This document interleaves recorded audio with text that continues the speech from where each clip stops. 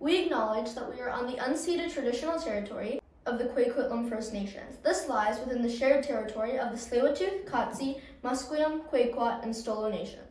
Nous reconnaîtrons comme habitants sur les territoires traditionnels de Kwikwetlem Première Nation, qui est situé dans les territoires partagés de Tsleil-Waututh, Katsi, Musqueam, Squamish et Stolo Nation.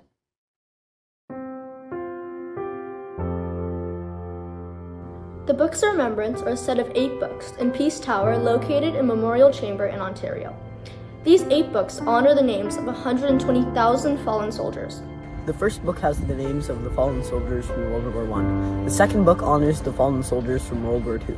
And the third book was written for the Newfoundland soldiers who died in combat. The fourth book is to commemorate the Canadian soldiers who lost their lives in the Korean War. The 6th book commemorates the fallen Merchant Navy soldiers who fought in World Wars I and II. The 7th book is for the soldiers who died in wars that were not previously mentioned. The 8th book is devoted to the fallen militia units and Canadian Sensible War of 1812. Les livres de souvenirs sont 8 livres qui sont cités dans le Tour de paix dans la Chambre mémoriale en Ontario. Ces 8 livres gratifient les noms de plus que 120 000 soldats canadiens qui étaient morts dans le combat. Le premier livre a les noms de soldats qui sont morts dans la Première Guerre mondiale, de la Deuxième Guerre mondiale. Le troisième livre a des noms des soldats de Terre-Neuve qui sont morts dans le combat. La quatrième commémore les soldats canadiens qui étaient perdus dans la guerre coréenne. Le 5e livre est de les soldats qui sont morts dans la guerre de l'Afrique du Sud et l'expédition de Nîmes. Le 6e livre est pour les marchands marines qui étaient morts dans la Première et Deuxième Guerre. Le 7e est pour tous les soldats canadiens qui sont morts dans des guerres qui n'a pas encore commémorées. Le 6e livre est dédié à les unités militaires perdues et les soldats canadiens qui sont morts dans la guerre de 1812. Born in Fort Saskatchewan, Alberta, Henry Ducky Norwest was a middle child of 4.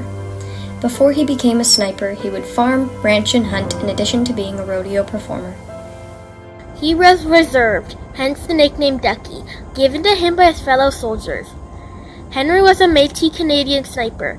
He trained in England and went on to serve for nearly 3 years, representing and defending his home, Canada. He was incredibly accomplished and successful, typically known for his excellent and continuous use of camouflage during battle. Henry Norwest received a military medal awarded his bravery on land during the Vimy Ridge. He saved many lives with his skill and quick thinking as well as his capability. Being one of the only 90 men in the Canadian Corps to receive this medal, Henry was a fearless and devoted person, and is still remembered for his intelligence, stealth, and quick intuition today. Né dans Fort Saskatchewan, Alberta, Henry Ducky Norwest est un enfant milieu dans une famille de 4. Avant de devenir un sniper, il ferme, range et chasse en addition de jouer de rodeo. Il a réservé donc son surnom Ducky, donné par ses soldats amis. Henry est un Canadien métis sniper. Il s'est formé en Angleterre et servi pour presque 3 ans, représenté et protégé son pays Canada. Il était incroyablement réussi et très accompli. Ils sont connus pour son usage de camouflage dans la bataille. Henry Norwest recevoir une médaille militaire de courage dans Vimy Ridge. Il secourut beaucoup de vies avec son habileté et son passé rapidement. Ils sont une de les seulement 90 dans la corps canadien qui recevra cette médaille. Henry était une personne courageuse et dévouée, et ils sont souvenirs pour son intelligence, discrétion, et son intuition rapidement. Growing up in the Montreal region in Quebec, Canada, Lieutenant Pierre Andre Trudeau enrolled in the Canadian military and joined the Canadian Army to help Canada in any way he could. Trudeau was 22 when he passed away serving his country and fighting for what he believed in. He participated in the Dieppe raid, which proved to be a very important lesson to the Allied forces. He was buried in 1942 in the Dieppe Canadian War Cemetery, having done everything he could to fight off the Axis troops in the hope for freedom for Canadians today. Engraved on his tombstone were words that translate to, "This child wanted to sing the love and grace of a gesture. He said it all. May he rest in peace." Grandir dans la région de Montréal au Québec, Canada, Pierre André-Tudel s'est enrôlé dans militaire canadien et s'est enrôlé dans l'armée pour aider Canada de toutes les manières possibles. Le lieutenant Pierre André-Tudel était 22 ans lorsqu'il est passé en servant son pays et en se battant pour ce en quoi il croyait. Il a participé au raid sur Dieppe, qui s'est avéré être une leçon très importante pour les forces alliées.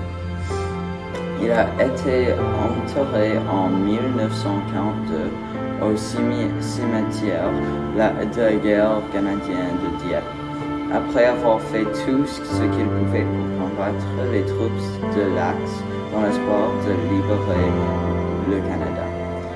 Sur sa pierre tombale sont gravés des mots qui se traduisent par « Cet enfant voulait chanter l'amour et la grandeur d'un geste.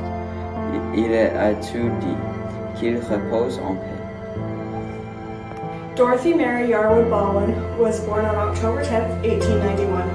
She was the daughter of Robert Wilcox Yarwood and Mary Fleming Baldwin. She had 4 siblings, including her twin Lila.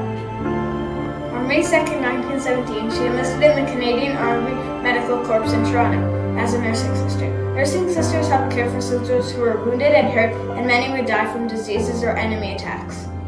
On July 28, 1917, she began work on the 3rd Canadian Stationary Hospital in Doullens, France. On the night of May 29, 1918, the hospital was bombed by German aircrafts. She was wounded during the bombings and died 1 day later. She was buried with the other nurses in Bagneux British Cemetery in France. Dorothy Mary Yarwood Baldwin était née le 10 octobre 1891. Elle était la fille de Robert Wilcox Yarwood et de Mary Fleming Baldwin. Elle avait 4 frères et sœurs, y compris sa jumelle, Lila. Le 2 mai 1917, elle s'enrôle dans le corps de santé de l'armée canadienne à Toronto en tant qu'infirmière militaire. Les infirmiers ont aidé à soigner les soldats blessés, y compris beaucoup mourus d'une sorte de maladie ou de l'ennemi. Le 28 juillet 1917, elle a commencé à travailler au 3e hôtel stationnaire canadien à Doullens, en France, pendant la nuit du 29 mai 1918. L'hôpital a été bombardé par des avions allemands. Elle a été blessée lors du bombardement et a été décédée un jour plus tard. Elle a été entrée avec d'autres infirmiers au cimetière britannique de Bagneux en France. John Francis Edward DeVore was a member of the Royal Canadian Air Force. He was born on July 30th, 1923 in Ottawa, Ontario, and he was killed in Friesland, Netherlands. He was the pilot of a Halifax bomber and part of the 426th Squadron. His last mission was to Stuttgart, Germany. John Francis Edward was only 20 years old when he and his 7 crewmates were shot down and tragically killed in a Halifax 3 LK-879 in World War II. The 7 crew members included William Donald Carson, Harry Doggett, Leonard George Hill, Francis Edmund McQueen, Robert Eugene Niles, and George Roland Gillis Shannon. Jean-François-Édouard Tabor était membre d'Aviation Royale du Canada. Il est né le 30 juillet 1923 à Ottawa, en Ontario, et il était mort à Friesland, aux Pays-Bas. Il était le pilote du bombardier Halifax et faisait partie du 426 escadron. Et sa dernière mission était à Stalingrad, en Allemagne. Le 17 juin 1944, Jean-François-Édouard n'avait que 20 ans lorsqu'il et ses 7 membres d'équipage étaient abattus et tragiquement tués sur un bombardier Halifax pendant la Deuxième Guerre mondiale. Ces 7 membres d'équipage comprenaient William Donald Carson, Harry Doggett, Leonard George Hill, François Edmund McQueen, Robert Eugene Niles, et George Roland Gillies Shannon. These are not just books. These are thousands of honorable soldiers who have served their countries bravely. Their names cannot summarize the sacrifice in their lives. These books are important because they commemorate the lives of those who fought and died for their country, so we can all enjoy the freedom we have today. Celles-ci ne sont pas seulement des livres, ils sont mille de soldats honorables qui ont servi leur pays courageusement. Leurs noms ne peuvent pas résumer le sacrifice de leur vie. Ces livres sont importants parce qu'ils commémorent les vies de ceux qui ont bâti et sont morts pour leur pays, alors que nous pouvons tous apprécier le